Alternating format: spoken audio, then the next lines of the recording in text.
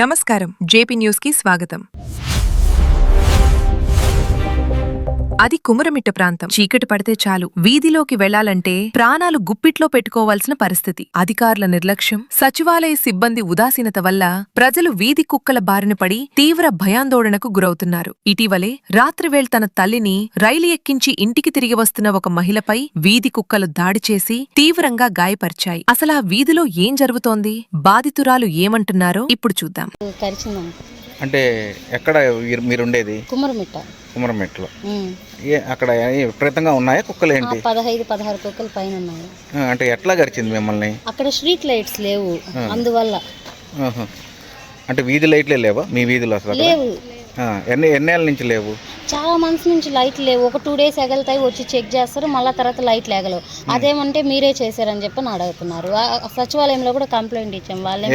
సచివాలయం వాళ్ళు రెస్పాండ్ అవ్వట్లేదు సార్.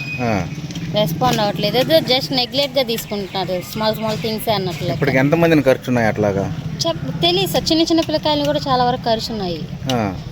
అంటే అక్కడ సచివాలయం వల్ల మీ వార్డు కౌన్సిలర్ అంతకుముందు ఇలాంటివన్నీ చూడలేదా? వాళ్ళ దాకా వెళ్ళేవలేవో తెలియదు. సచివాలయంలో అయితే కంప్లైంట్ ఇచ్చాము, కానీ వాళ్ళు ఏం పట్టించుకోలేదు. అవి నైట్ పూట ఎక్కడ ఉంటాయి ఏంది చెప్పలేం కదా సార్. లైట్స్ ఉంటే కొంచెం మనం సెటిల్ చేసుకోగలం. మీరు నడిచి వెళ్తున్నారా? నడిచి వెళ్తున్నాం. మమ్మీ వాళ్ళని ట్రైన్ ఎక్కించేసి రివర్స్ అవుతున్నప్పుడు కలిసింది. అంటే ఈ ఒక కుక్కేనా ఇలాంటి చాలా కుక్కలు ఏమన్నా? చాలా కుక్కలు ఉన్నాయి సార్.